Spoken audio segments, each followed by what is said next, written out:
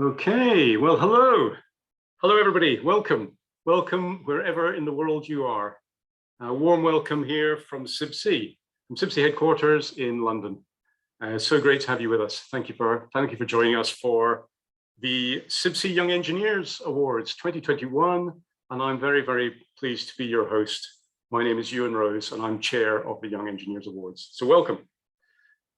These awards trace their history back to 26 years, to a time when a few of us felt we should be celebrating emerging talent in our industry. But we also felt we should find a way of challenging their presentation skills.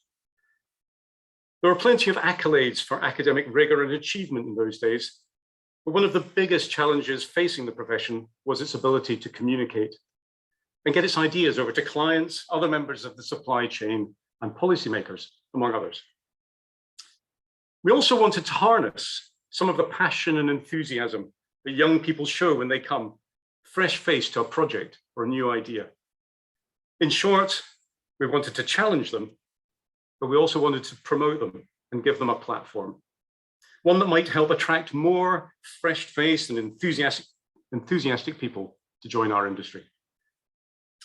I would like to think that we've managed to do that over the past quarter of a century through the CIBSE ASHRAE Graduate of the Year Award. And I feel extremely lucky to have been involved, along with Tim Dwyer, a bit more about him later, for all that time. What a double act. Of course, we have seen many changes over all those years. The routes into our industry have evolved quite dramatically, and definitely for the better. And the diversity of our workforces has clearly improved.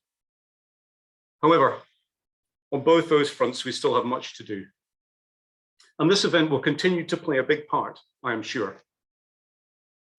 The Graduate Award has also been a wonderful collaboration between CIBSE and ASHRAE.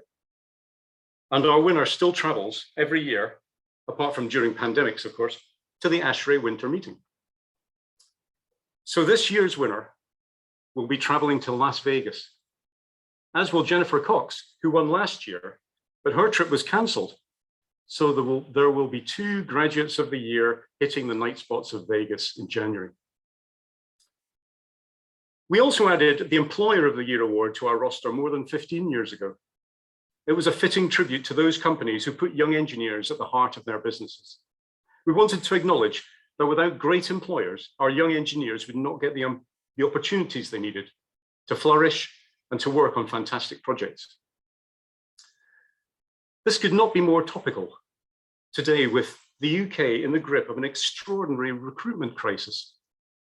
We have the strange situation where there are now more than 1.1 million job vacancies, but there are thousands of people looking for work. How is it that we have a 4.5% unemployment rate when there are all those jobs around?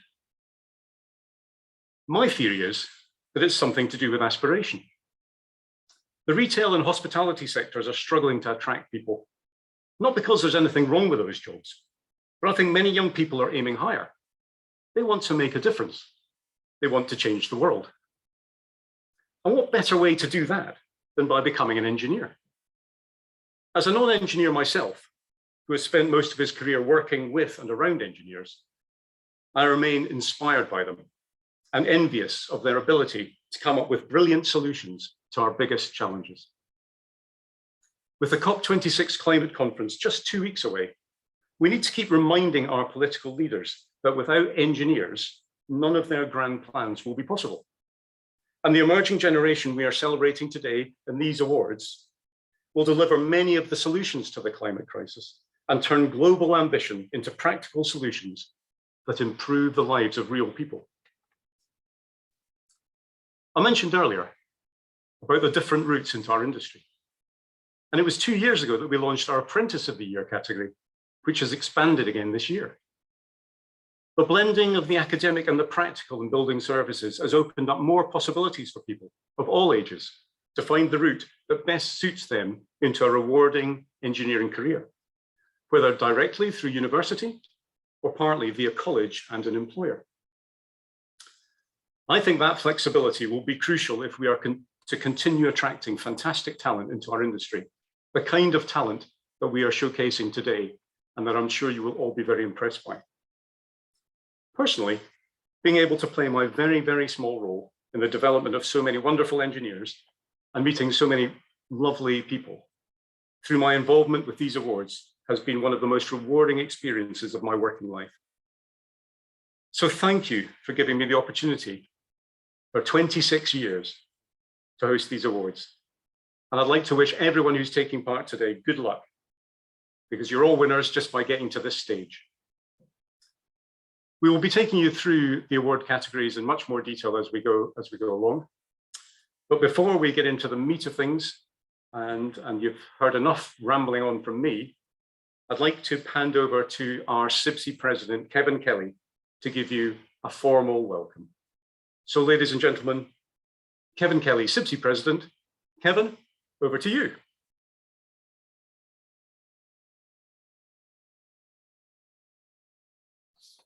Thank you, Ewan, and welcome to the CIBSE ASHRAE Graduate of the Year competitions, one of the most important and popular events in the CIBSE calendar. It's an event that I look forward to every year. Thanks to all our organisers and our sponsors, Ideal Heating, ACV and Swigon. Thanks also to our supporters, CIBSE patrons, and in particular thanks to the Manley Trust. And indeed, we welcome Margaret Manley here today as a judge in the Graduate of the Year. And importantly, thanks to all our judges in the CIBSE ASHRAE Graduate of the Year, Chair Tim Dwyer, Chuck Coolidge, ASHRAE Immediate Past President, and Jennifer Cox, our winner from last year. Our Apprentice of the Year competition is split into two categories, Level 3 and 4 Technician, and Level 5 to 7 Degree. As a former apprentice myself, I am particularly interested in this competition. Modern apprenticeships allow young people to earn and learn and improve diversity in the workplace. Thanks to our Chair of Judges, Nick Mead, and the judging panel, Vince Arnold, Gary Mann, Maria Glenn, and I know they would have had a difficult task in selecting the winners. And of course, we have our Employer of the Year award, thanks to Chair of Judges, Kevin Mitchell, and judging panel Scott Mason, Simon Steed, Jill Hoggan, and Lyle James. Without great employers, young engineers would struggle for opportunities to grow and contribute in the innovative way that we need them to. Young engineers bring diversity to our workplace, and with greater diversity, we are better placed as an industry to address the challenges of sustainability, safety, and wellness. Inclusive employers nurture diversity and ensure an ongoing flow of fresh ideas and a responsive dynamic in the workplace. The CIBSE ASHRAE Graduate of the Year competition began in 1996, when the winner was none other than our president-elect this year, Kevin Mitchell. Of the 25 previous winners, there is diversity, including roughly half women. And we have a pretty good mix again this year, with 8 finalists whose presentations are about the challenges engineers have to overcome to deliver sustainable and safe environments for future generations. I wish them all the very best of luck. But you are here to see them and not me, so I will close off now and hand back to you.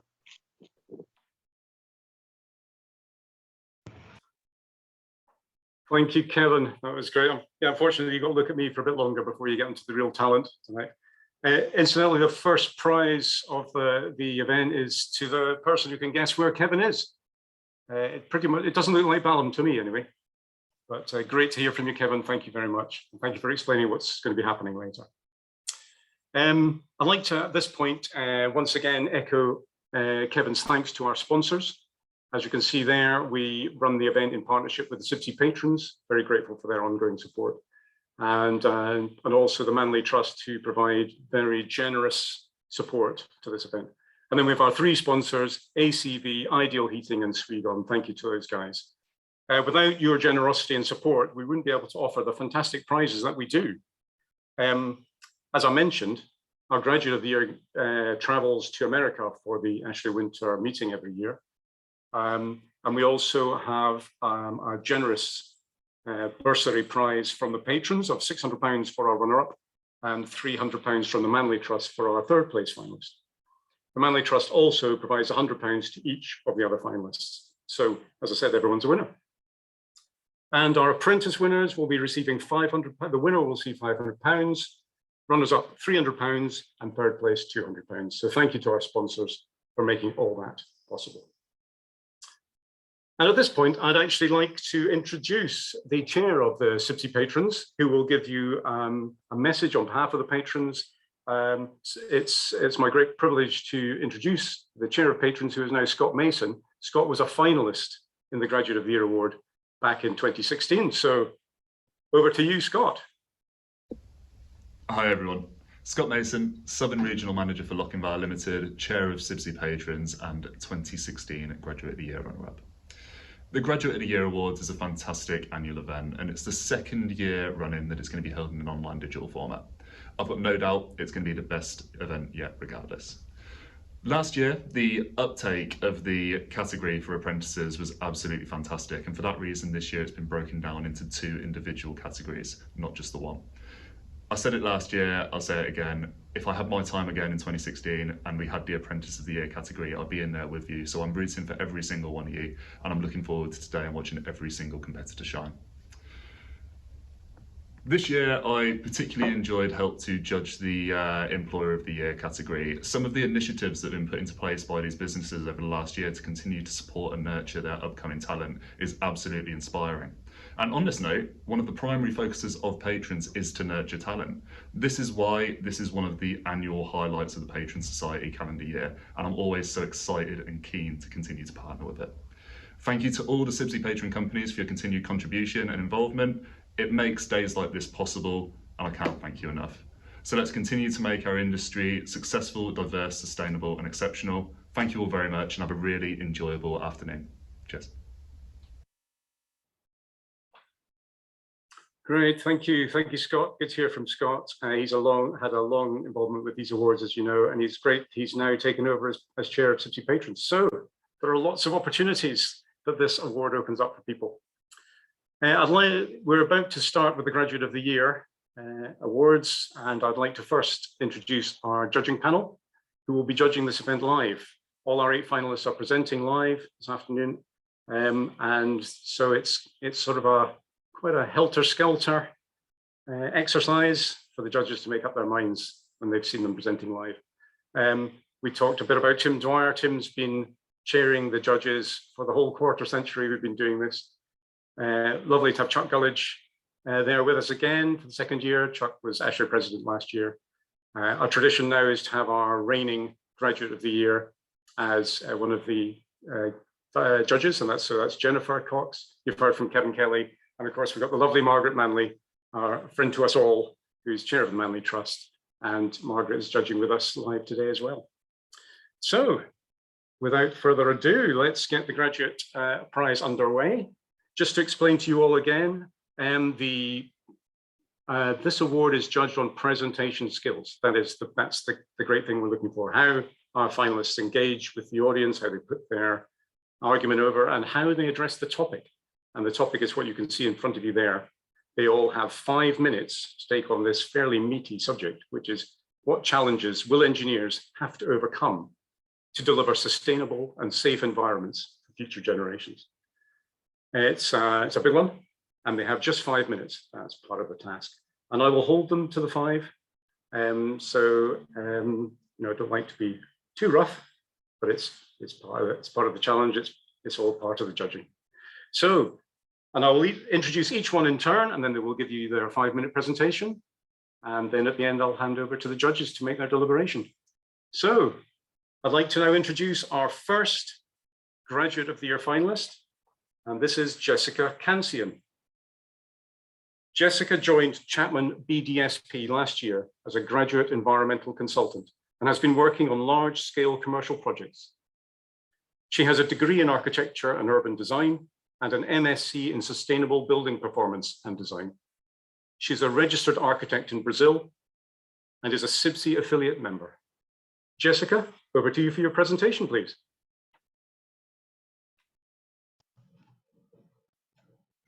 So hi everyone, I am happy to be here today as part of this amazing group of young engineers and have the opportunity to contribute with the discussion on the challenges for a safer and more sustainable built environment for the future generations.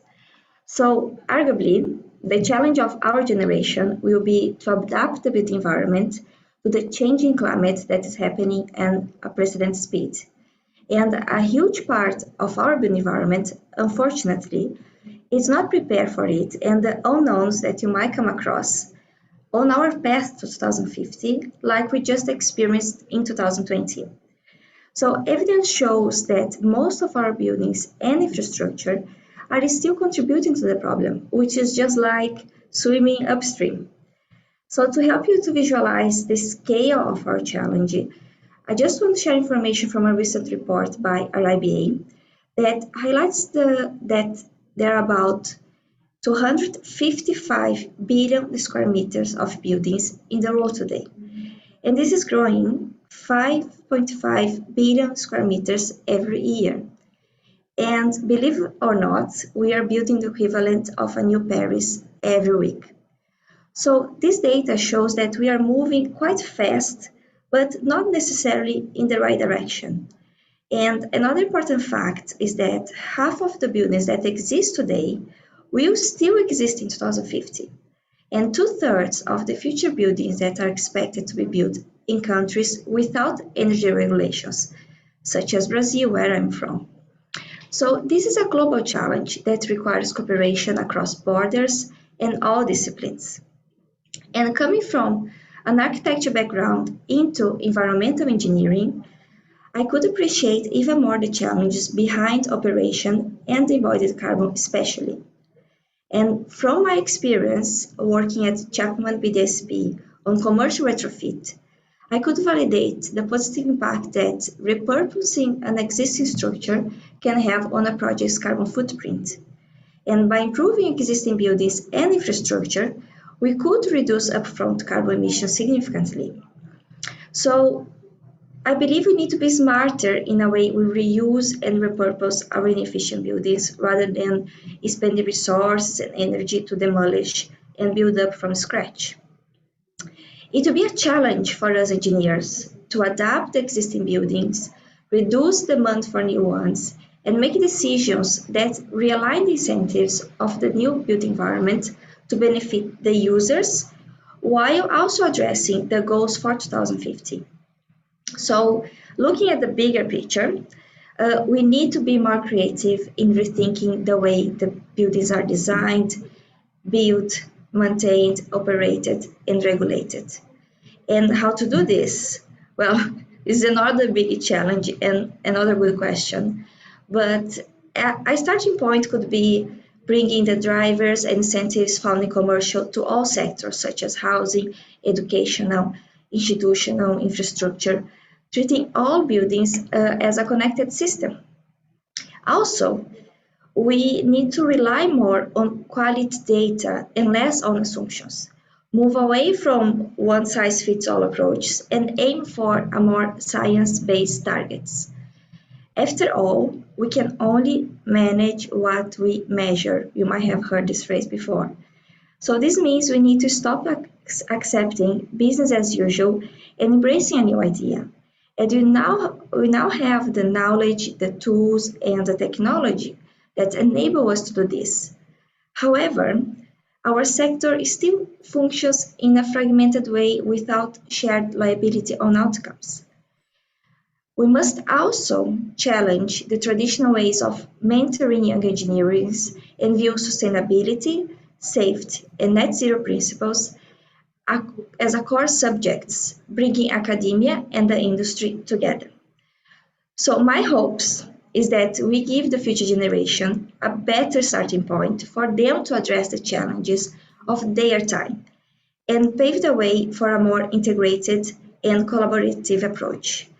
Us engineers have a big role to play in addressing these challenges, and the actions that we take today will shape what the industry will be like in the decades to come.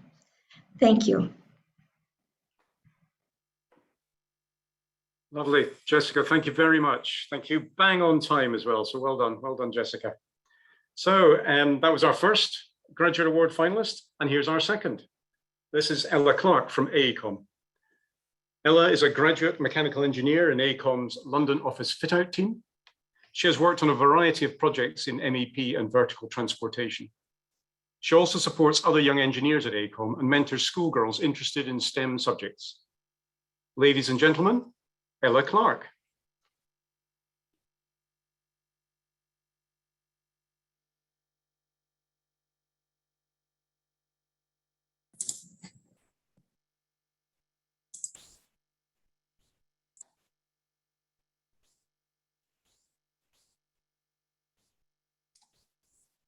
Did you know that we spend on average 90% of our time inside? And unbelievably, this is a stat from before lockdowns were even a thing.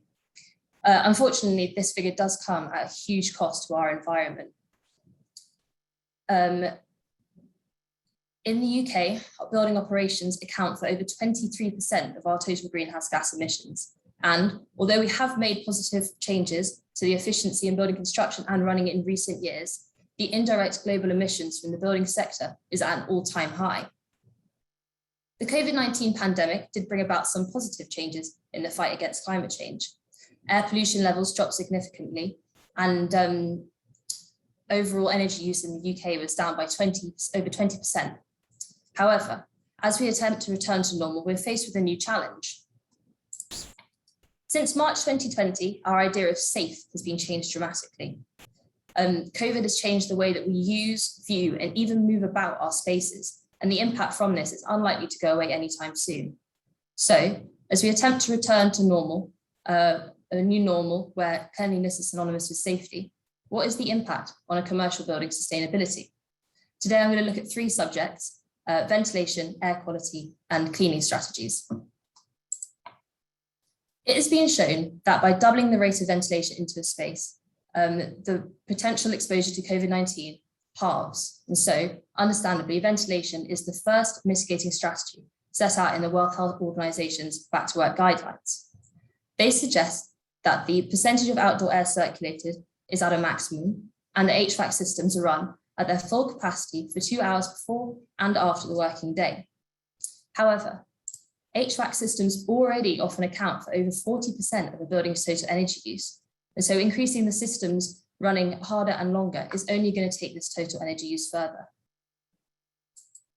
Increasing the percentage of fresh air into a building also poses its own problems in polluted cities like London, where levels of nitrogen dioxide, PM10 and PM2.5 are all recorded to be higher than the WHO guideline limits.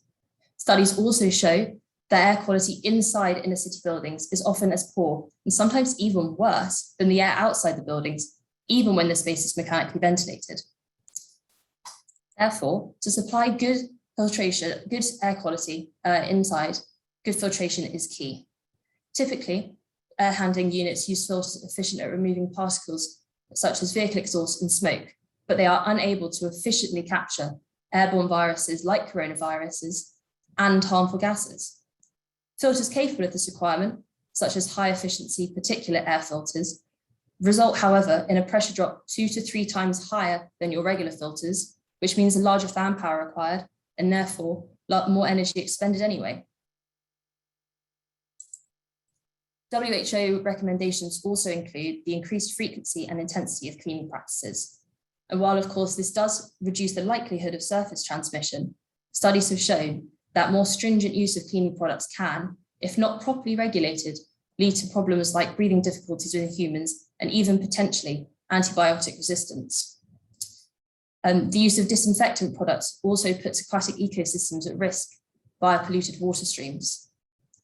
Manufacturers have begun to produce products with antibacterial properties, such as handrails with UVC treatment. And where these innovations can be retrofitted, they're definitely a sustainable way to manage our increased concern for hygiene. Though perhaps more importantly is an increased awareness within building management about the health and environmental risks with using these cleaning products, and also a move towards cleaning products with a small carbon footprint.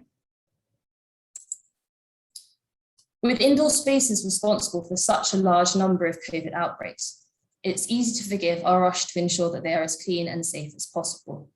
Nevertheless, it's important as we move forward, we remember that safety doesn't always come with sustainability.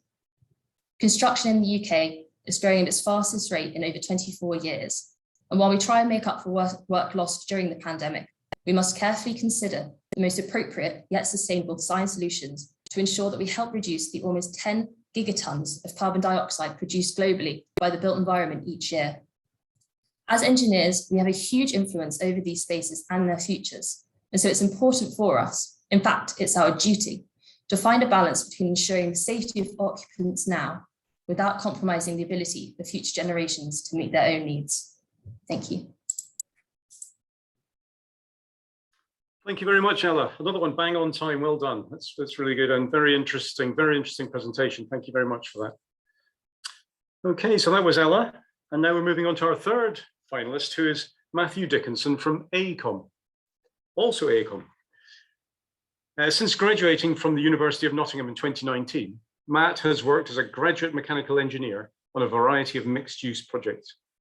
He coordinates events for the CIBSE HVAC Systems Group, co-leads the AECOM Young Engineers Forum, and actively participates in STEM events.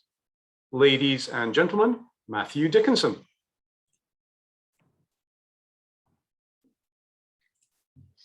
Hi everyone, I'm Matt Dickinson and I've been asked to discuss safe and sustainable environments. But it's my belief that this scope is too narrow. Sustainability must be viewed through the lens of its dictionary definition, sustained success over time. This encapsulates human elements such as occupant comfort and well-being, in addition to the environmental impacts that we typically associate with the term. It also means that safety is an integral part of a sustainable development.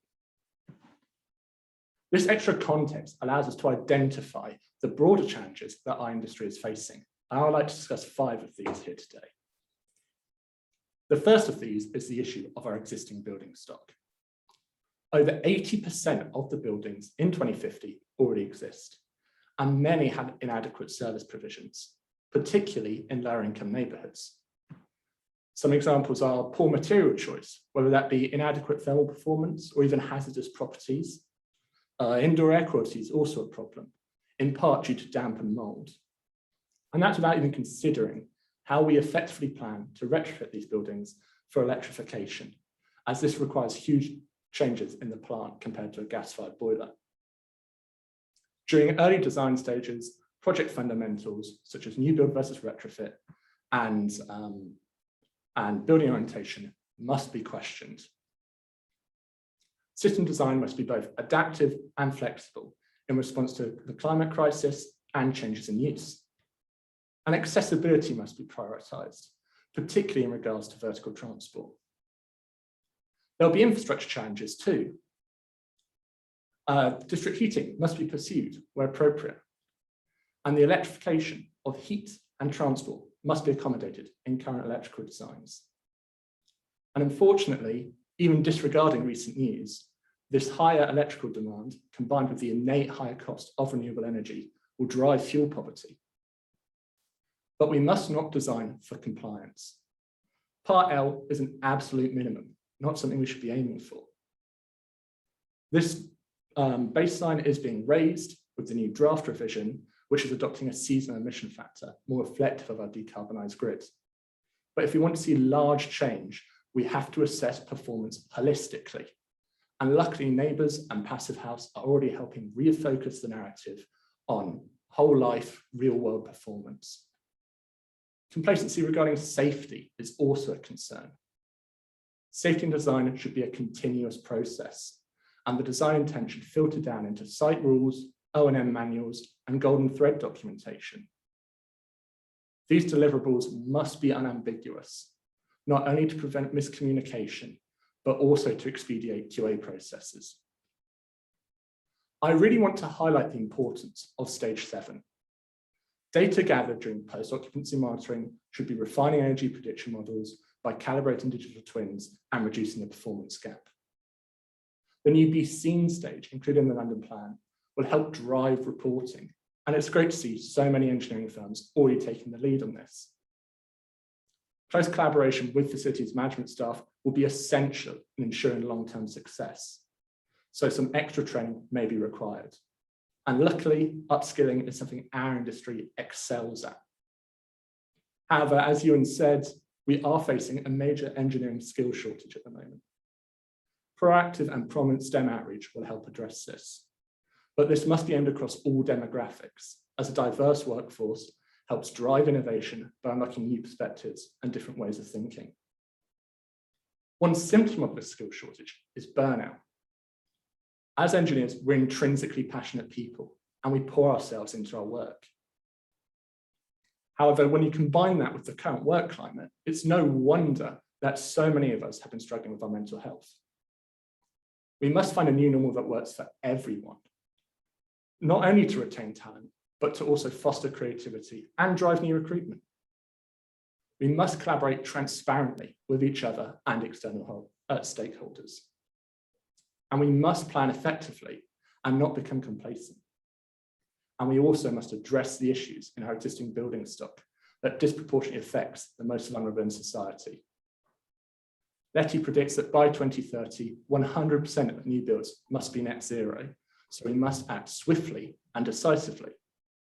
But the fact that CIBSE is setting questions like this already gives me great confidence that we'll deliver a truly sustainable future for all. Thank you. Thank you, Matt. Well done. Another one, bang on time. Excellent stuff, all going well so far. So that was Matt from AECOM, and now on to our fourth finalist, who is Michaela Latin-Bergova from Arup. Michaela graduated from Heriot-Watt University in April 29 with an MEng with distinction in architectural engineering. She joined Arup as a graduate mechanical engineer and is currently working with the buildings team in the Edinburgh office and on the Arup Global Digital Initiative. Ladies and gentlemen, Michaela Latin-Bergova.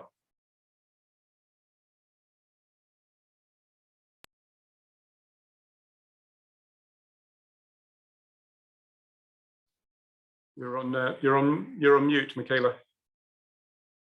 It's all right, we can start again, don't worry. There we go.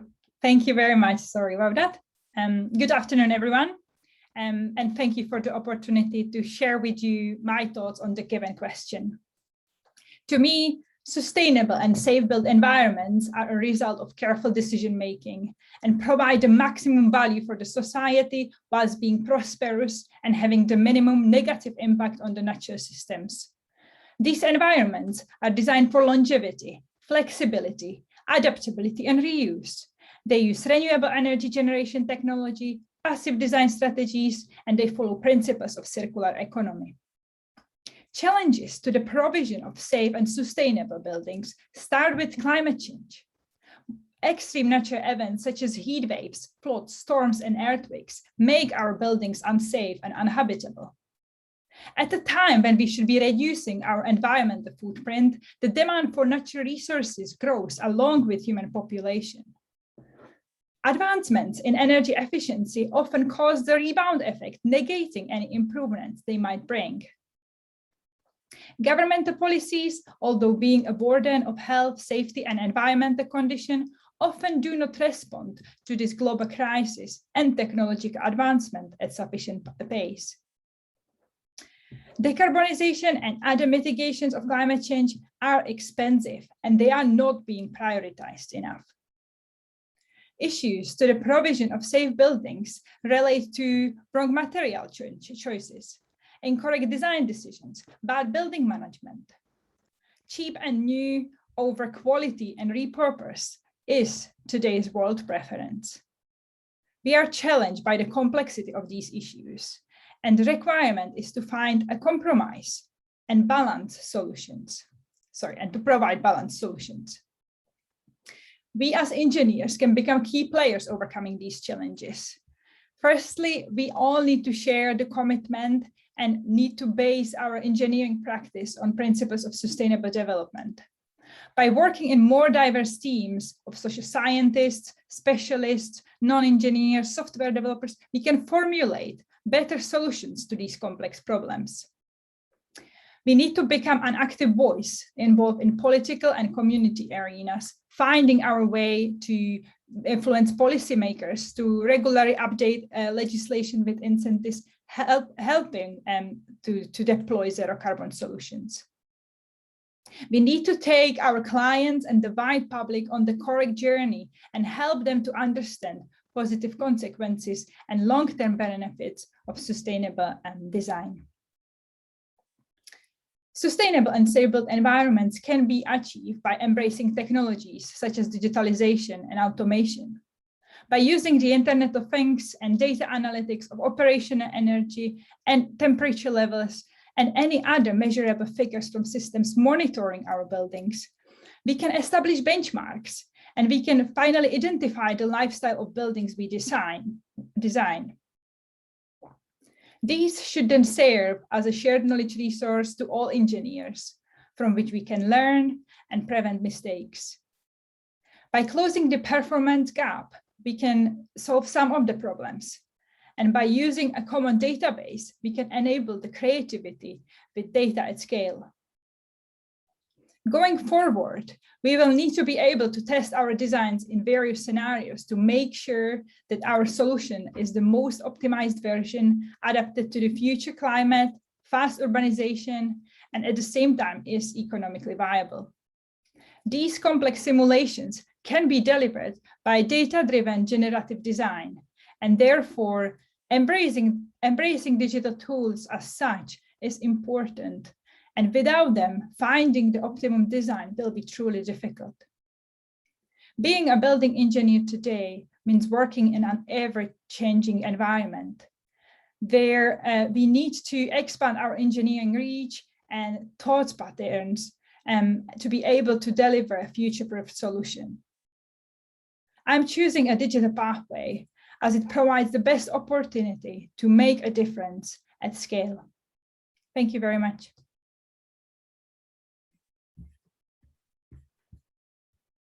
Thank you, Michaela. That was great. Thank you very much.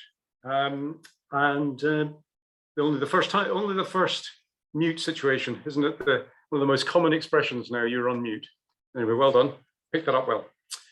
So on to our next finalist. This is Niamh Luck from CPW. Niamh graduated with a first-class honours BEng in Building Services Engineering from Coventry University this year. She works at CPW in Birmingham, where she focuses on healthcare projects for the NHS. She is actively involved in CIBSE West Midlands as Yen Vice President, where she supports new entrants to the industry. Ladies and gentlemen, Niamh Luck. Thank you, Ewan, for the introduction. As Ewan said, this afternoon I'll be discussing the challenges our generation of engineers will need to overcome for a sustainable and safe built environment for the future. Both safety and sustainability have come front and centre over the last 18 months, brought into our focus globally by a horrific virus which swept across our planet. Now more than ever, we're aware of the fragility of our environment. I strongly believe that attitude could be one of the biggest challenges that we face when endeavouring to tackle these issues. The construction industry has a reputation for its traditional values. What has worked in the past will not necessarily work for the future. We owe it to our clients and to our environment to challenge the status quo and be innovative in our designs. Our industry requires a shift in perspective with sustainability at the forefront. It is the time for change, and young engineers have the opportunity to make this change a reality by making sustainability the focus within design and not just a byproduct. We need to showcase the real, tangible benefits of sustainability that are more than just a checkbox exercise. At this point in time, we still have the opportunity to act on lessons learned. We haven't yet passed the tipping point. The pandemic has shown us that we are wasteful as a society. We have a propensity for selfishness and overconsumption. This was shown by the senseless stockpiling of toilet rolls in 2020. However, it has also shown us the power of connectivity between us as humans and the power we have to make things happen when we unite for a global cause. Just look at what we've achieved in the last year. Our greatest challenge is to convince each other that this is a cause worth fighting for and that it's not too late to make real change. As Anne-Marie Bonneau said, we don't need a handful of people doing zero waste perfectly. We need millions of people doing it imperfectly. The same is true for our built environment. We do not need every building to be built as a passive house to move towards a sustainable future. We instead need lots of small changes across all projects so that altogether, these small changes have huge impacts. Sustainability requires collective action. As engineers, we must strive to change the attitudes of project stakeholders and show them what sustainable solutions can do for them and for our planet. We must think from ourselves outwards. Each individual must be responsible for their own part in the fight, and this should radiate from individuals to groups, groups to nations, to all of us. In the wake of a global pandemic, it's clear that our power is in our people. The future is ours to shape, and 2021 is a fantastic point in time to hit the reset button. Thank you for listening.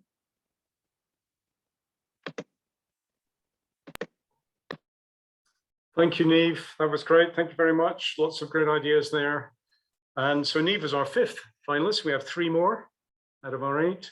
And our next one is Yara Mashnuk from Elementa Consulting. Yara is an environmental design engineer working in the sustainability team at Elementa Consulting. She joined the company after completing an MEng degree at the University of Nottingham in architecture and environmental design. Yara has also been working on whole life carbon assessments and the embodied carbon impact of MEP materials. Ladies and gentlemen, Yara Mashnuk. Thank you for the intro, Ewan, and thank you everyone for being here. So today I'm going to start by talking about what a safe and sustainable environment means to me. Personally, I believe safe environments are places in which people feel mentally and physically at their best. This means that they're shielded from external sources that can cause them stress and discomfort. Creating a sustainable environment ensures that we're not overusing limited resources and, most importantly, not causing irreversible damage to the earth. As many of the other candidates mentioned, the main challenge to be addressed is adapting to the extremities of climate change. The increase in global temperatures will cause intense heat waves and more extreme cold seasons that can be detrimental to human health.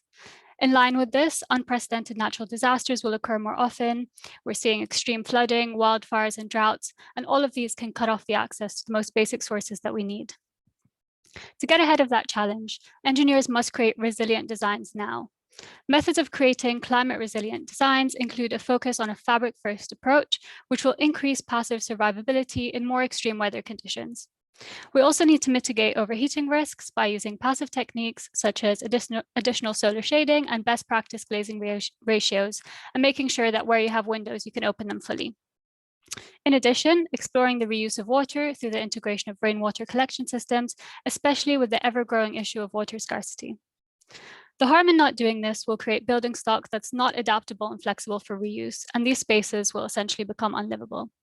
The result of this will be demolishing buildings or having to repeatedly retrofit buildings within a really short lifespan, increasing construction and demolition waste and increasing the embodied carbon impact of the building stock, rather than focusing on improving circularity in building design.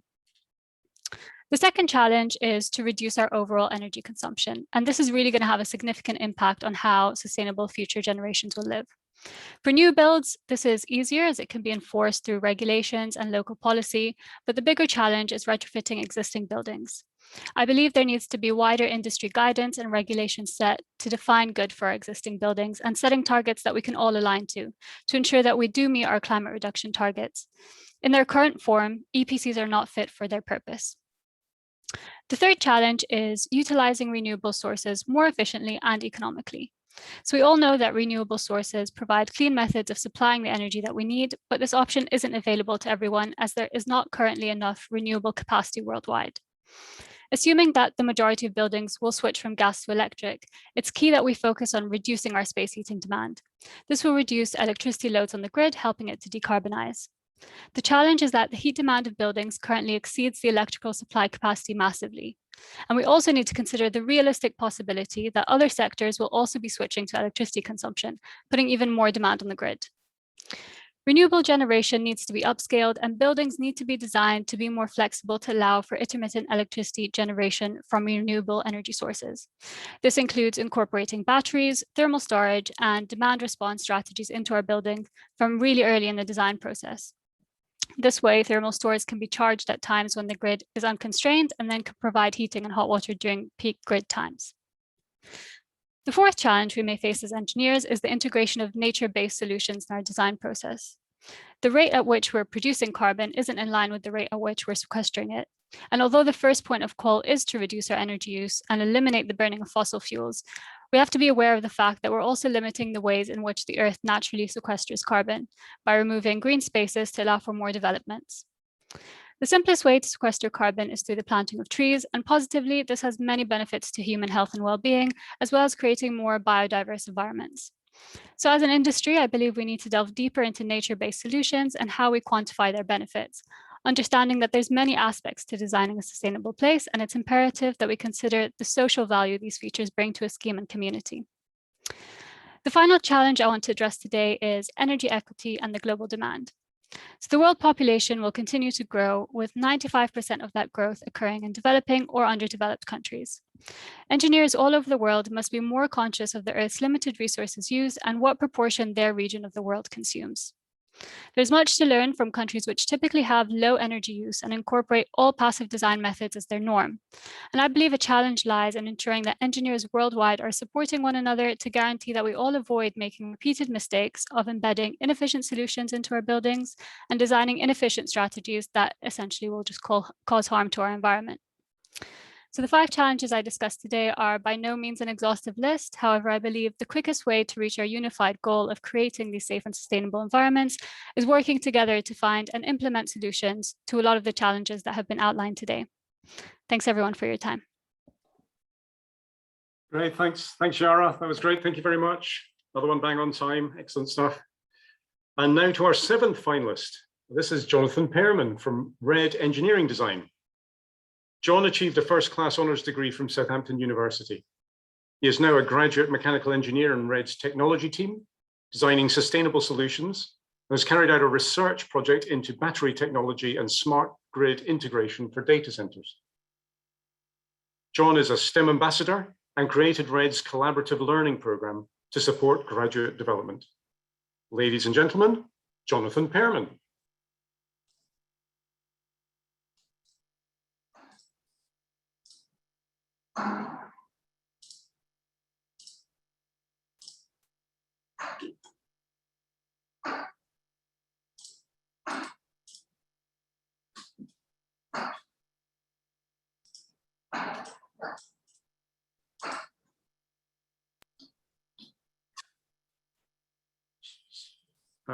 Are you okay there, John? Sounds like you maybe have some sound problems. Sorry, I'm just setting up a video. Okay, that's fine. That's fine. I won't start the countdown until you actually start presenting.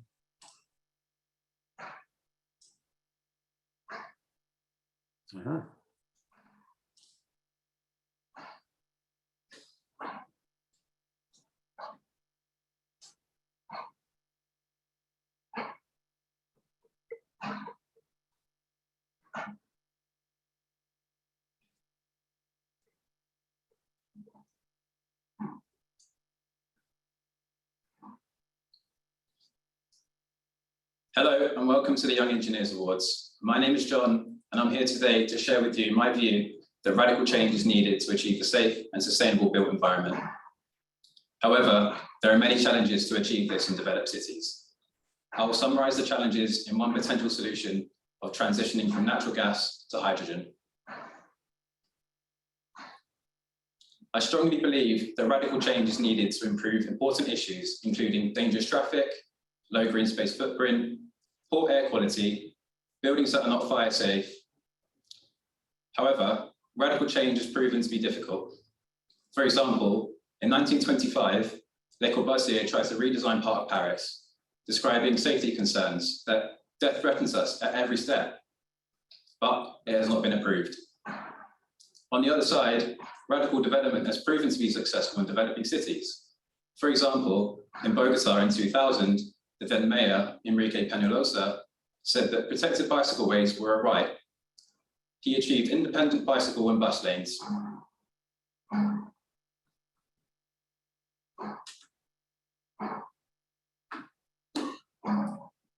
Today, I'm going to focus on improving air quality in developed cities.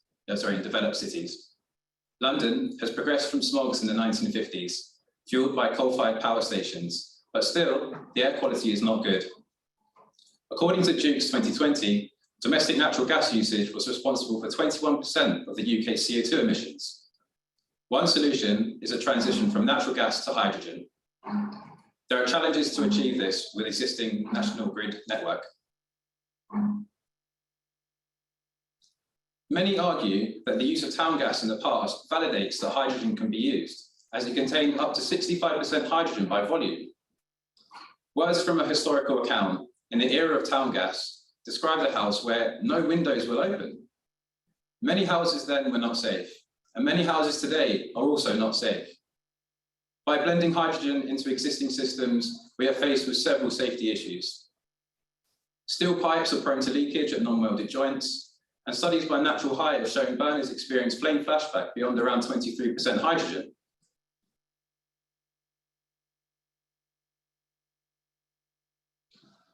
Hydrogen burns at a higher temperature than natural gas, and we produce more NOx. We find ourselves in what I like to call an NO2 catch-22, where we start with good intentions. However, by blending hydrogen and natural gas together, we reduce carbon dioxide but increase NOx, and we are trapped in a paradoxical loop. There are strict NOx requirements in BS EN 15502, as it is very damaging to human respiratory health. We need to ensure that we do not repeat the mistakes of the diesel car scandal. In 2025, installation of natural gas boilers will be banned in the UK. Hydrogen-ready boilers have shown promising results, but how can we trust the new combustion technologies, such as non-premix burners? There are lower cost solutions, for example, feeding MDPE through existing steel pipework. However, studies have shown training gas-safe engineers will cost approximately 3 billion, and new boilers will cost approximately 50 billion for just the units alone. We're also going to be faced with the challenge of mandatory conversions. And a study by Oban showed that property access rate was only 87%. The future is very exciting, but we need to work collaboratively between disciplines to prepare for change.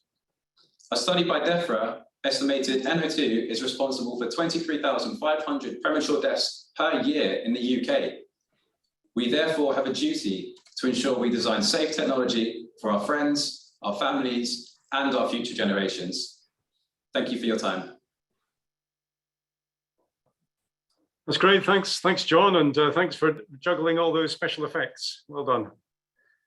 And now on to our final finalist, last but not least. We have Lucy Sherburn from Fairheat. Lucy joined Fairheat after graduating from the University of Sheffield with a master's degree in chemical engineering.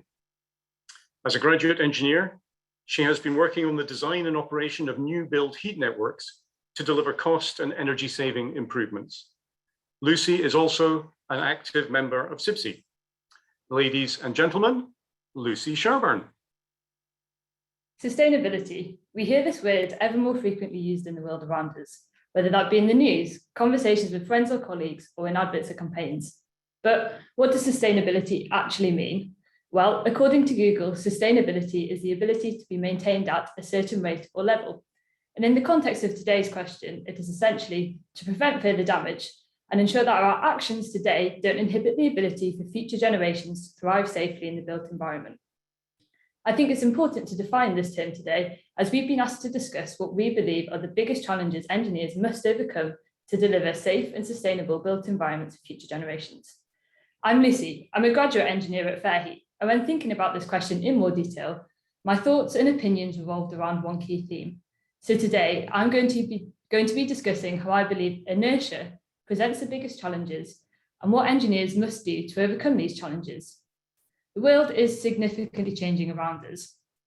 We are already beginning to see the effects of climate change challenge our existing built environment, and the pandemic has changed the way we live our daily lives. However, there's a general tendency for society to resist transformation and remain unchanged in the systemic ways we live our daily lives. Social inertia prevents public understanding and engagement of low carbon technologies.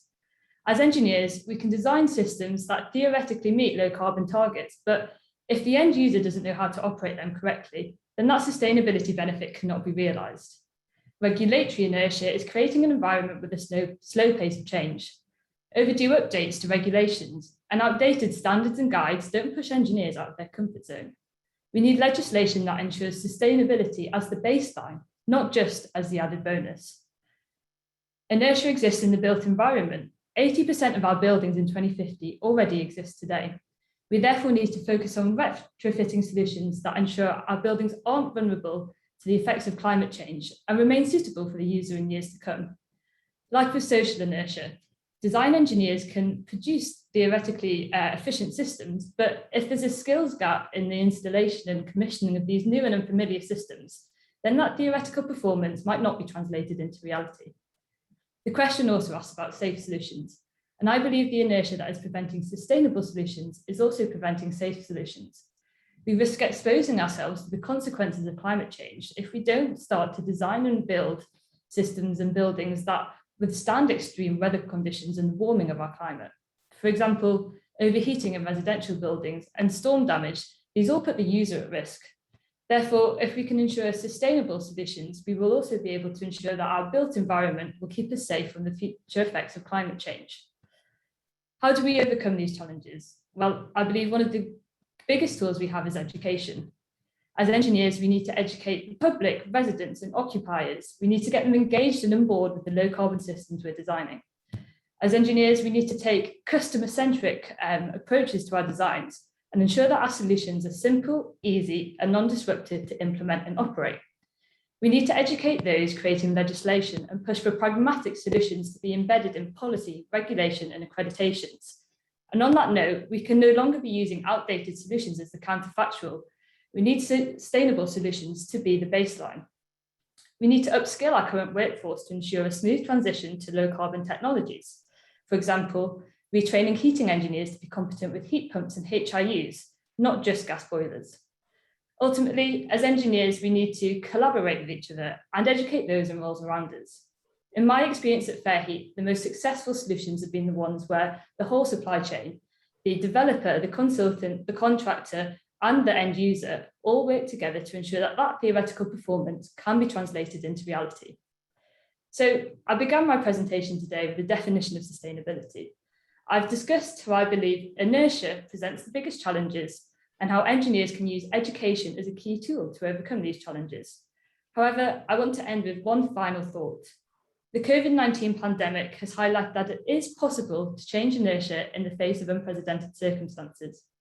We need to treat the climate emergency as an unprecedented circumstance and use this as a catalyst to change inertia and ensure that our engineers can deliver safe and sustainable built environments for future generations.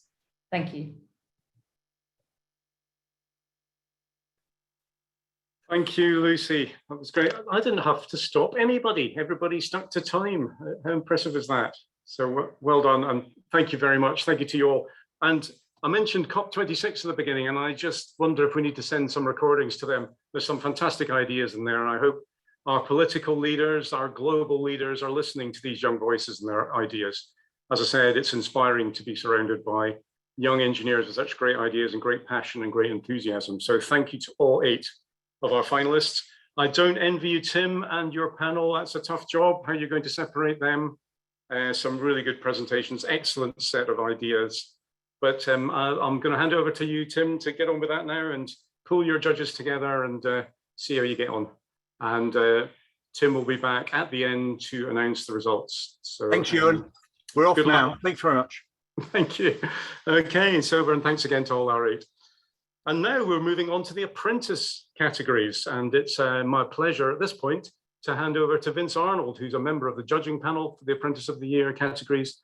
Vince is also a CIBSE board member. Vince, over to you. Thank you very much.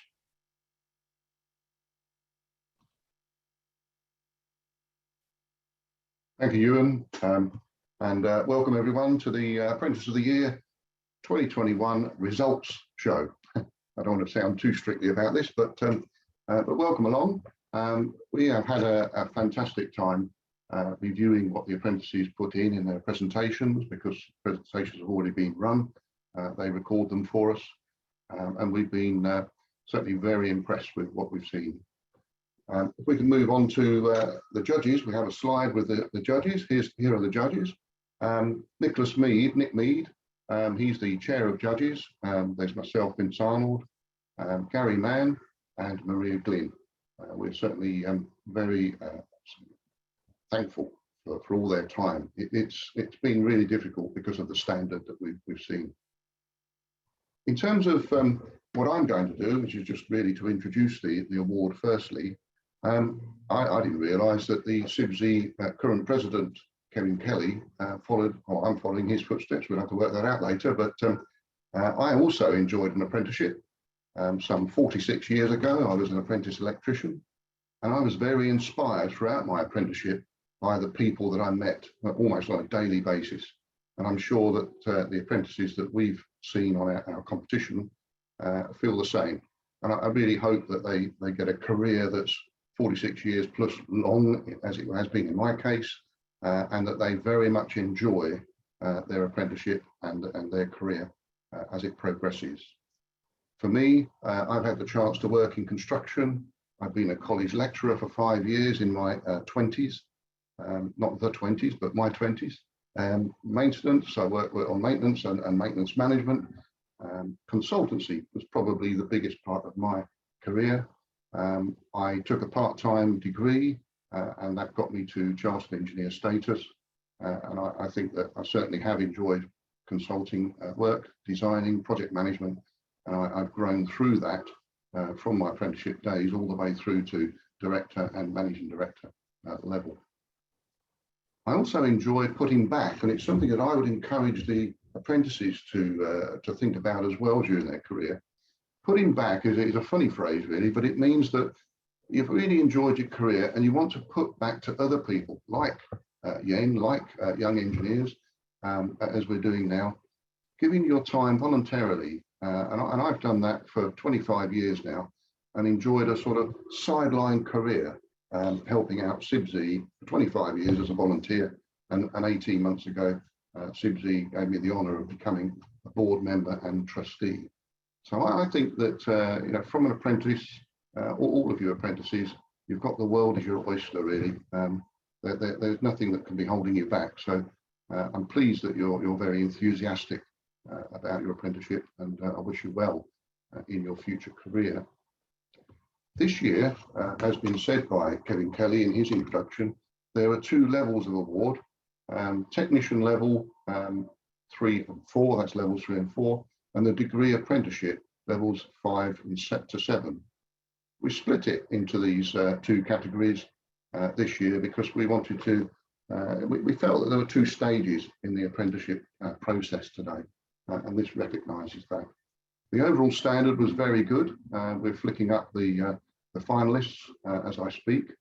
And we found it really is warming for us as judges to find the passion, the excitement, the fact that all of the apprentices mentioned their companies, mentioned how grateful they were to their companies and colleagues who were giving them that practical experience that comes with an apprenticeship, and really enjoying their career. So thank you to the firms, and thank you to the sponsors who have written in and sponsored and supported their apprentices in this competition.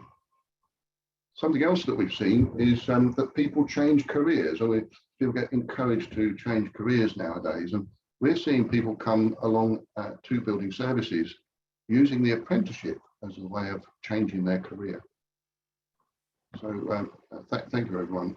What I want to do is just, I think the introduction of who they are has started, of course, but if I just introduce those people on the slide, you can see them. And we have, well, there's the 2 levels, level 3 and 4, the technician level. These are all the finalists. I won't read them out.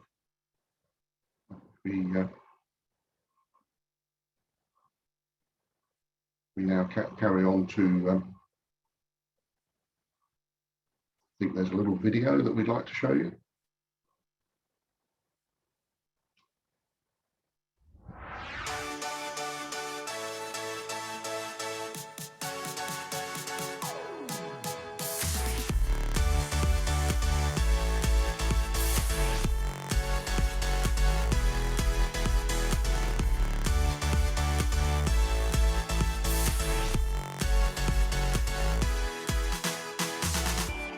Building services is a very technical industry, and the theoretical elements are much easier to comprehend when accompanied by workplace experience.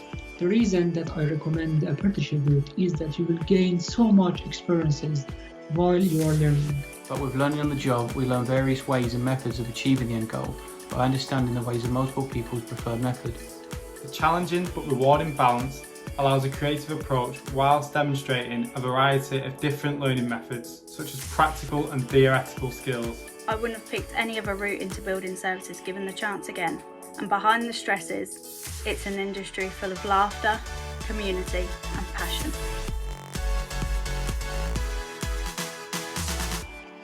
Building services engineering has proved to be a really interesting job so far, where you're getting involved and becoming key and dealing with problems associated with the climate emergency.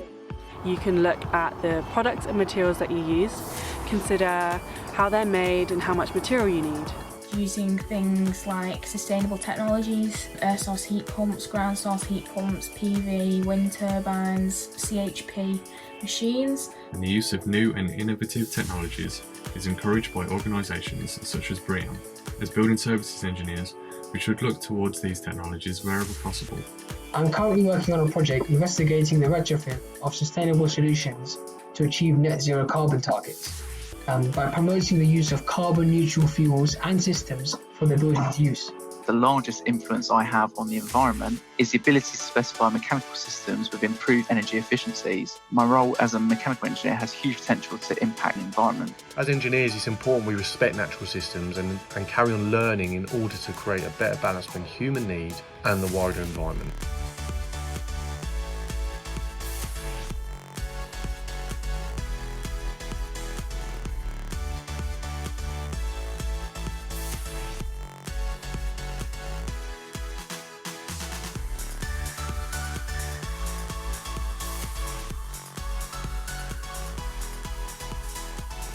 Apprenticeship route gives you an insight of what a career is really like, and also I have gained a lot of experiences and more belief in myself.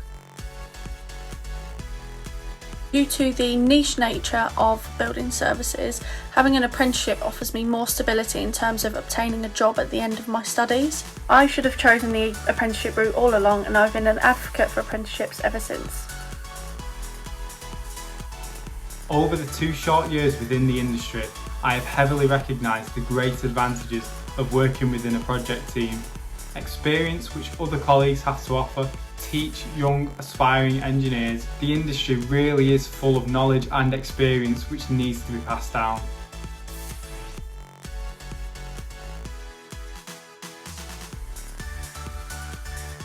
Future projects will have fewer and fewer carbon-intensive plant selections, and will instead have cleaner and more renewable sources of heating and cooling, reducing the carbon footprint of a building, and in turn takes us one step closer to protecting our environment. My first project that I worked on is a project called Alexandra Park. So this project will eventually not have a connection to the grid, so obviously that project will hopefully become carbon negative. My role in building services positively helps the human environment, especially working in rail. When these smaller scale changes are implemented across the whole industry, this creates global change, helping us push towards the new standard of net zero CO2 emissions.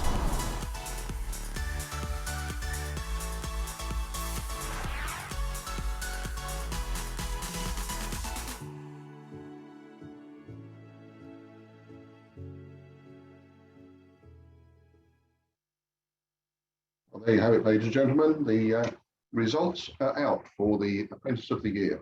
And well done to everyone. Well done to all those who've got a place. And particularly well done to our winners, Harry Playfair and Josie Cheeseman. I'd like to thank all the participants for their efforts. It's much appreciated, and we've certainly enjoyed it. And as you've probably seen, Kevin Kelly's been putting some chat on this particular presentation, saying how impressive the apprentices are. So enjoy your career, and we hope to see you progress. And thank you very much. Over to you, Ewan. Great, thanks a lot, Vince. Well, that really was inspiring, actually. And I saw Kevin was messaging us furiously during all that, our president. Pointing out that he's been at it longer than you. He started as an apprentice in 1970, apparently. Yeah, So, 74 for me, I think. yeah, so you both must have been about 5 years old when you came into the industry. Well, you're about right. Well, thank you, and I'll sign off there, yes? Okay, Vince, Cheers. thanks very much. That was great. Cheers. I must admit, I thought that was really impressive, and I hope everybody out there, you were too, that our industry is in safe hands. Those people, those young people have got such wonderful ideas. They're very inspiring. They're very aware of what's going on in the world, the wider world, and their role in it. So, yeah, fantastic, and well done to the judges. Thank you for coming up with our winners.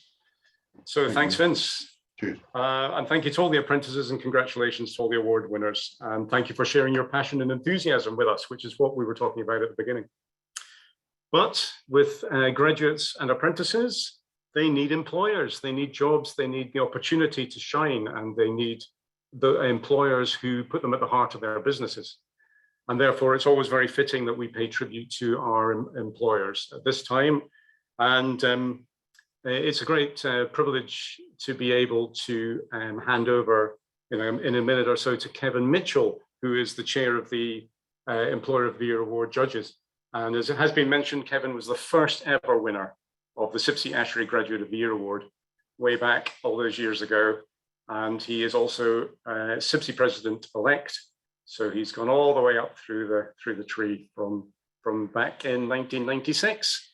So ladies and gentlemen, over to the chair of the Employer of the Year Award judges, Kevin Mitchell.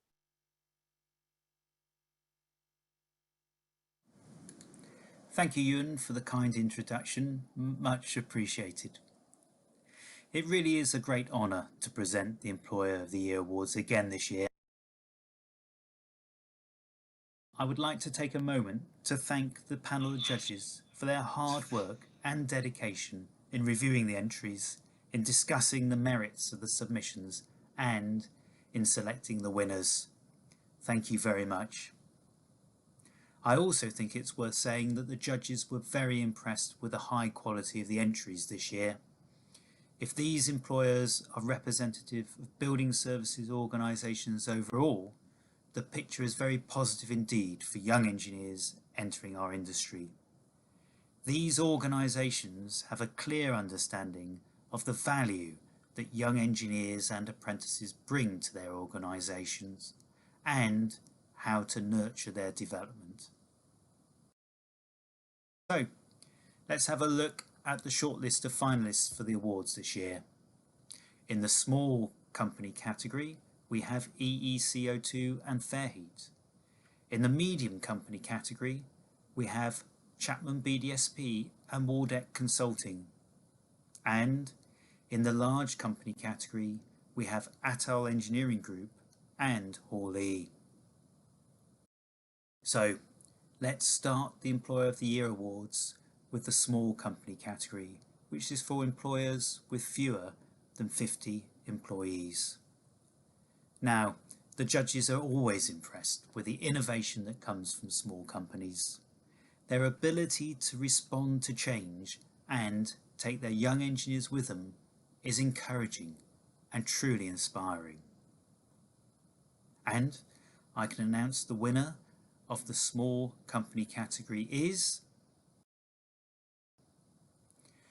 Fairheat. Fairheat clearly showed its commitment to developing young engineering talent and creating opportunities for young people to grow and thrive. Of their 23 employees, 70% are either in or have been through the graduate programme within the last 5 years.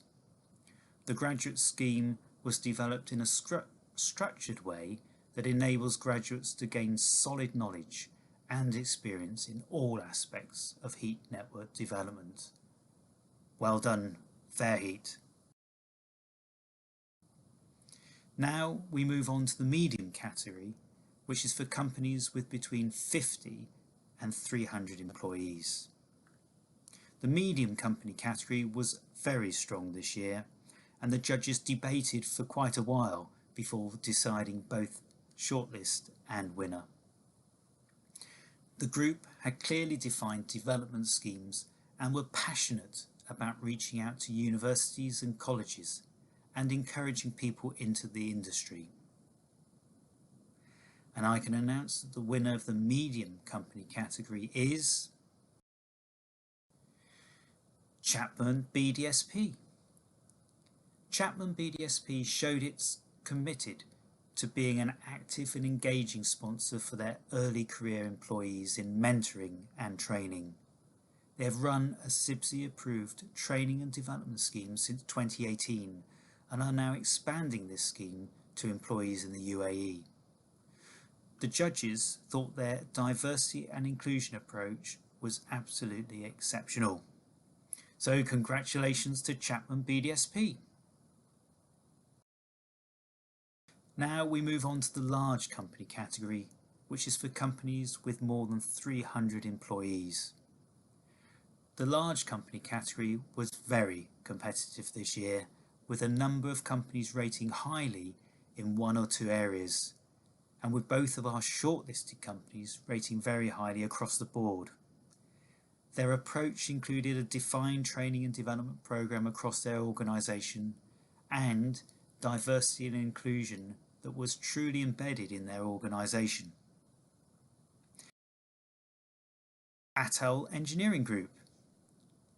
Atal Engineering Group is our first winner from Hong Kong. Nurturing young engineers is one of Atal Engineering Group's key corporate social responsibility objectives to prepare young engineers for their professional careers. Their outreach includes a scholarship program for students in Vocational Training Council and universities amounting to 160,000 Hong Kong dollars a year. Once in the company, there are clear training paths for development available across the organisation. So congratulations to Atal Engineering Group. And now we come to the overall winner of the Employer of the Year Awards 2021. The judges praised all three category winners for their submissions and commitment to providing sustainable careers and development opportunities for their young engineers. But ultimately, there can only be one overall winner of the awards. And it gives me great pleasure to announce the overall winner of the Employer of the Year Awards 2021 is Chapman BDSP. Chapman BDSP commitment to being an active and engaging sponsor for their young and early career employees is clear. Alongside providing mentoring, training and a CIBSE training and development program scheme, they organise regular CPD sessions and technical knowledge seminars aimed at apprentices, graduates and intermediate engineers. They encourage their engineers to become STEM ambassadors and provide volunteer days to attend STEM activities.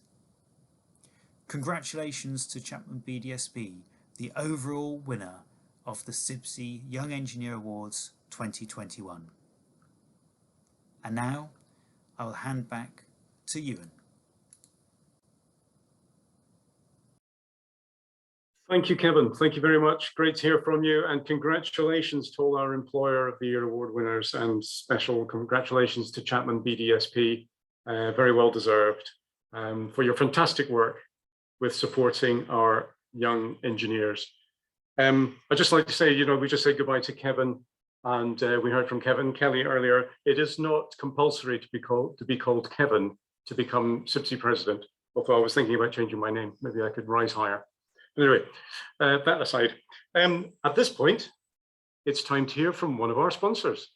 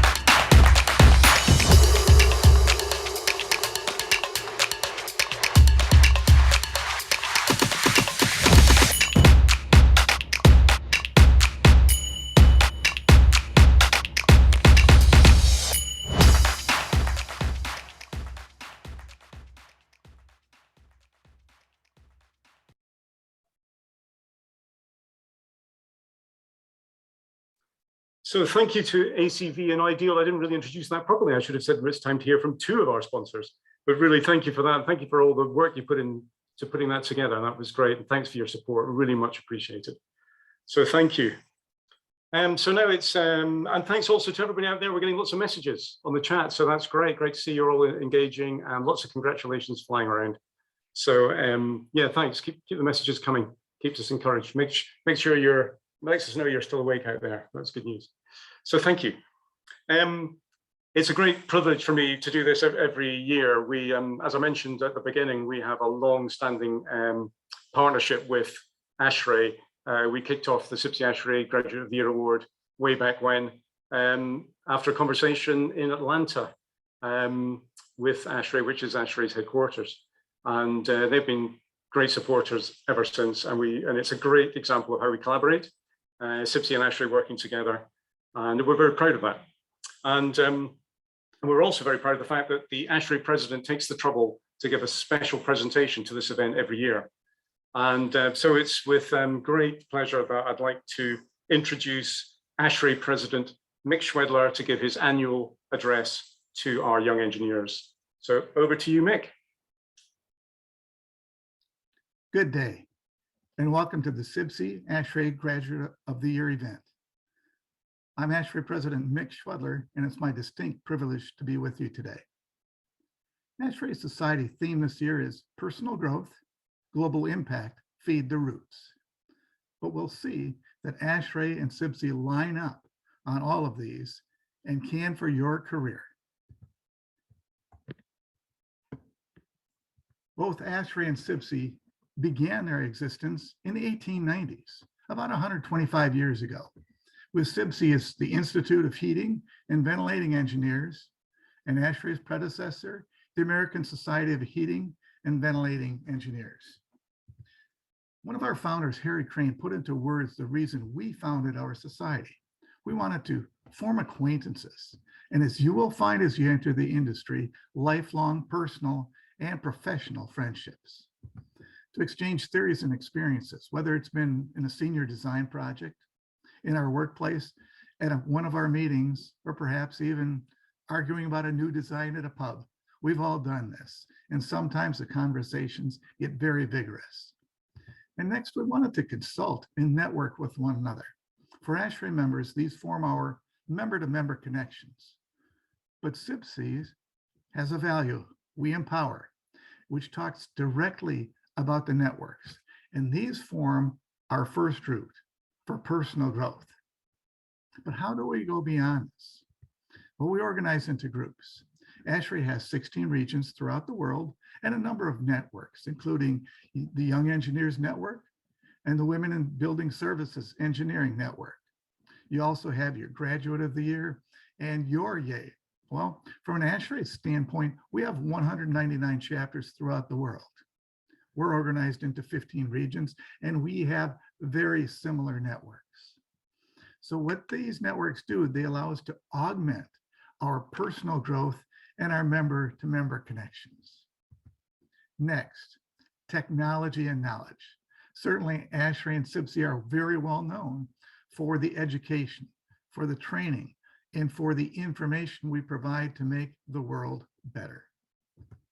So how do we take these three routes, our personal routes, our network or grassroots, that's what we call our chapters in ASHRAE, and our technical routes, and use them?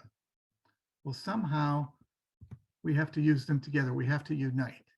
And when we collectively use these three sets of routes, we have a global impact. And that global impact is on humanity, it's on society, and it's for the environment. These are the visions for CIBSE and ASHRAE. Look at how similar they are, and look at the fantastic industry you're entering into. So what types of global impact do we have? First, CIBSE has a knowledge portal. All the information that they have is put into a single place so anybody in the world can access it. ASHRAE, from our standpoint, we have a technology portal, we have publications, we have education, we have training. This allows you to grow personally and to implement that technical information to impact the world. The next, is how we have our networks put together. Yen and Young Engineers in ASHRAE, our YAY. As we see, this has become a global society. And that global society has become a less vintage people who look like me, and more people are entering the industry. But the real importance is the young women and men who start in Yen and Yay are now leading us into the future and leading us into an extraordinary future, while still connecting with new professionals and students entering the industry. The last global impact we'll address today is with respect to the pandemic. Everybody in the world has been affected by COVID-19. And yet CIBSE and ASHRAE put together the information for us to become a beacon, not to our industry, but to society, to humanity, to the world, to mitigate the spread of disease, help people reopen their buildings. This information was put for everybody to use, and then each local member, each professional implemented it with administrators, with school board owners, with building owners, with facility managers, so people could be safe in their buildings. We also, from the refrigeration standpoint, kept the vaccines cold. That made sure that their efficacy was high and people received the benefits of vaccinations. This is to serve humanity, to serve society, and mainly keep people safe. What an amazing impact. So how do we take this collectively and move forward? I'm going to ask you to do something that most speakers won't. Please take out your phones or a piece of paper, and please make a list of people who you want to invest in, who you want to help. You want to help them grow. You want to, in our vernacular, feed their roots. And now list 2 to 3 people whose roots you will feed in the next 3 months. And it doesn't have to be somebody younger than you. You'll hear how my roots were fed by somebody younger. Please take 10 seconds to make your list.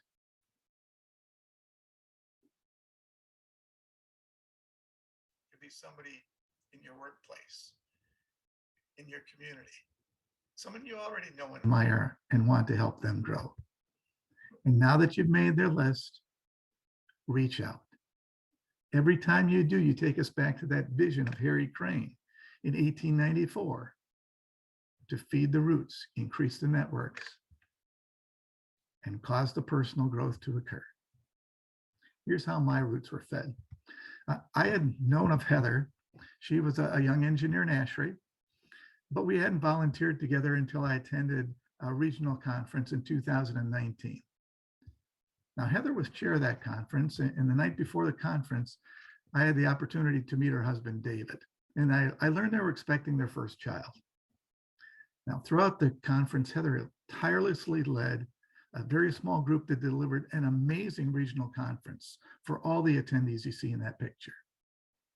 What a dynamic, vibrant, and extraordinary volunteer and leader, and for us, a young engineer in ASHRAE. She inspired me to feed the roots of others.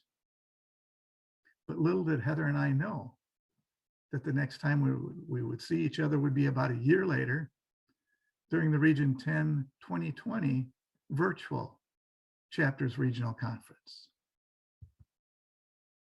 And David and Heather's 9-month-old Cohen would be with her. Our collective global impact served Cohen and his generation too. So we see that we have the privilege to serve humanity and society every day. And that is an honor and a privilege. We each volunteer in different ways, and we serve in our chosen manners. We do it because we grow personally and professionally and help others do the same. We do it because collectively we have tremendous global impact. And we do it because that global impact affects the world's, as well as our personal future generations. And all this occurs because we are true to our deep, widespread, and strong technical roots, grassroots, and personal roots. Ladies, gentlemen, feed the roots.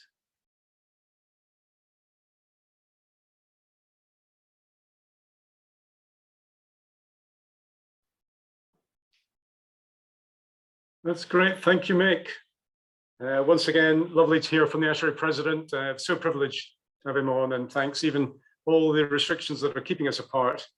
By the wonders of technology, we can get together. So thank you to Mick for that. Very much indeed. So we've heard the results of the Apprentice of the Year awards. We've heard about the employers. Now it's time to hear about the graduates, and which has been going on live. As you saw, they were all presenting live to us, and the judges have been furiously working in the background, held together by Tim. I hope there weren't too many fights, too many arguments, but I'm hoping now we can go over to live to Tim and find out the results. Tim, are you there?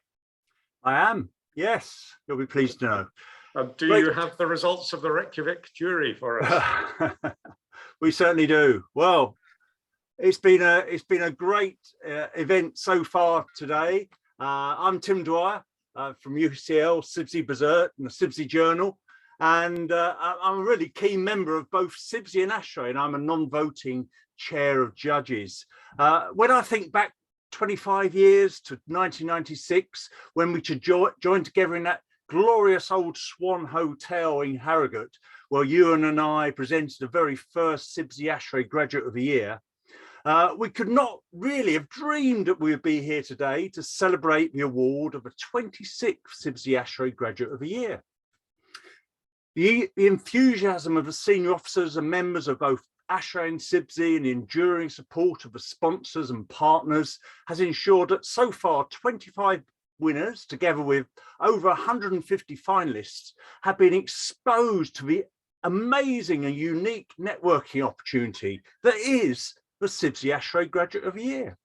And I hope that ASHRAE President Mick Schwedler has further inspired you today, regardless of whether you are starting your journey or you're a seasoned practitioner in the arts and sciences of building service engineering, to feed the roots, reach out to share knowledge, to question, to listen, to explore, and to enjoy the networks that are epitomised by the relationship between CIBSE and ASHRAE, and celebrated here today through the Graduate of the Year. So many thanks to the judging panel, who've been generous in their time and experience to consider our finalist presentations.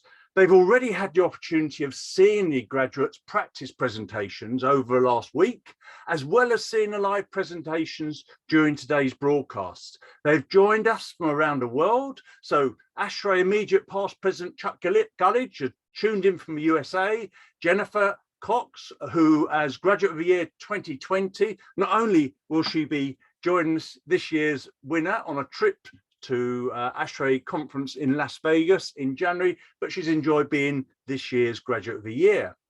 Our third judge was CIBSE President Kevin Kelly, and I don't want to give a game away, Ewan, but he was, I believe, traveling in Spain when he videoed that for us a little earlier.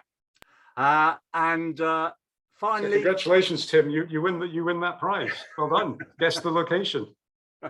Thank you, Ewan. And finally, our final judge, Margaret Manley, representing the Manley Trust with a team at CIBSE. She's at a team with CIBSE HQ in London. So, by reaching this stage, graduates have already proved their bona fide in terms of academic abilities and outreach activities. Judges have based their assessment purely on the graduates' communication skills as demonstrated in their presentations. So let's get back to the slides now. And I'm very pleased to announce the results for judging, a really challenging task. And I'm sure that you'll agree with us all that the 8 graduates are worthy of commendation and will undoubtedly go far in overcoming the challenges to deliver sustainable and safe built environments for future generations. So this is what you've been waiting for. In third place, receiving a £300 cash prize provided by a Manley Trust, is Yara Mashnuk. Yara graduated with an MEng degree at the University of Nottingham in architecture and environmental design, and is an environmental design engineer at Elementa Consulting. Well done, Yara. And in second place, receiving a £600 cash prize provided by CIBSE patrons, is Matthew Dickinson. Matt graduated from University of Nottingham with an MEng degree in architecture and environmental engineering, and he works as graduate mechanical engineer at AECOM. Well done, Matt. And now, first place, winning an expenses paid trip to the 2022 ASHRAE Winter Conference in Las Vegas, is Lucy Sherburn.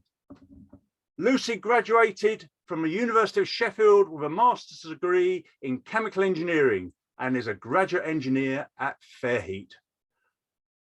As 2021 CIBSE ASHRAE Graduate of the Year, Lucy will undoubtedly be a worthy successor to Jennifer and the 24 graduates preceded her.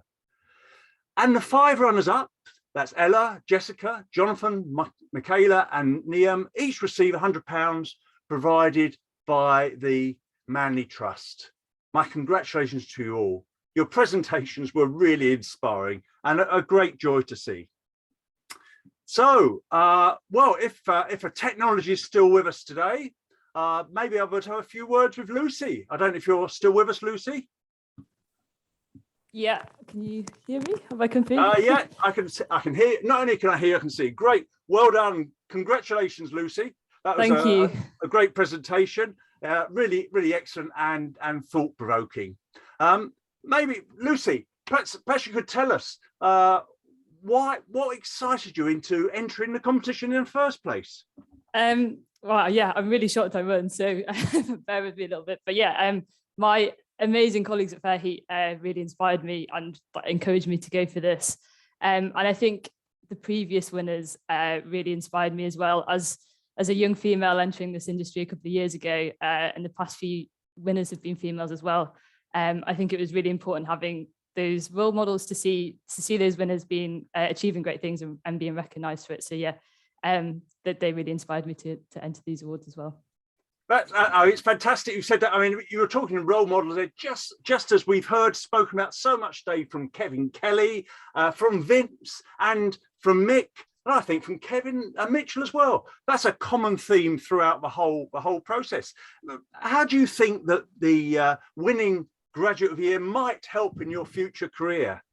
Yeah, I mean, even being shortlisted has already provided me with great benefits.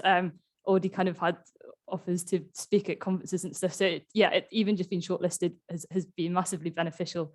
So yeah, I do think it will massively help just the network of the people being recognised. And hopefully I can use this position to maybe influence some change in the industry as well, especially with kind of the industry that I work with in decarbonising heat, but also just making this industry kind of more inclusive for all types of people as well. I really hope that I'm sure it will benefit me in the future. Well, that's a great ambition. In a shorter term ambition, just to finish off, what are you most looking forward to about going to ASHRAE conference in Las Vegas? Yeah, really looking forward to it.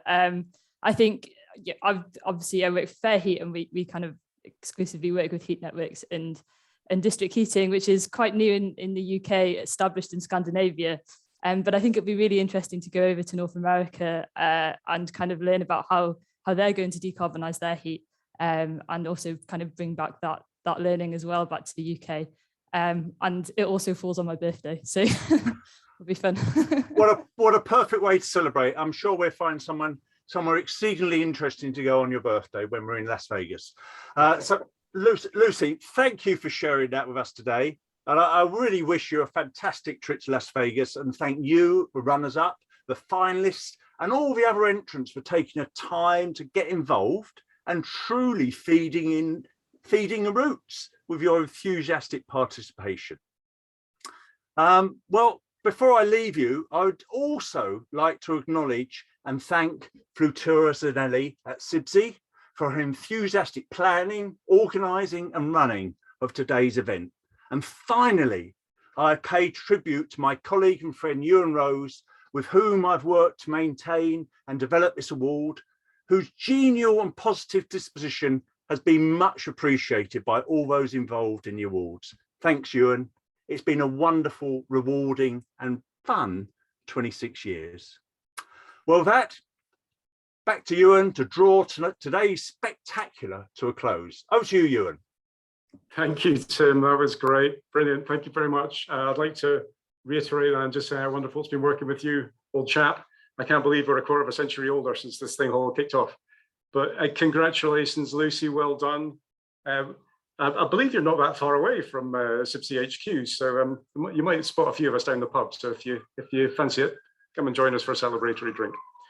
But very much congratulations to Lucy and all our award winners, and in fact all our finalists, because just getting to this stage is an achievement in itself. We had an awful lot of entries this year. Wonderful. It shows the growing popularity of these awards, and congratulations to you all. Thank you very much for all your presentations, all your hard work, and I know a lot of you were very nervous, so you did really well, so thank you.